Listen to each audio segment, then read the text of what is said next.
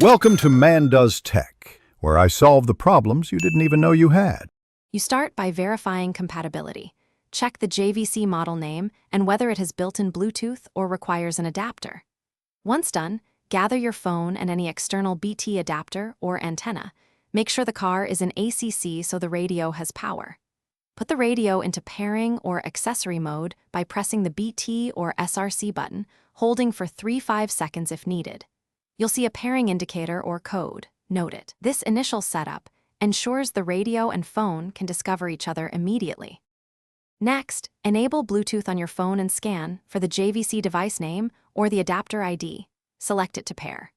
When prompted, enter the PIN shown on the head unit or default code like 0000/1234 and grant phonebook and media permissions so calls and music work. After pairing, switch the head unit source to Bluetooth or the adapter input. Test A2 DP audio and hands-free calling. If you need advanced settings, use the radio menu to set priority devices or auto reconnect. To finish, test both music playback and hands-free calls while driving slowly or parked. Make sure volume levels and microphone sensitivity are usable. Adjust radio audio settings if needed. If pairing fails or drops, remove old pairings on both phone and head unit and retry. A factory reset on the radio can clear stubborn conflicts.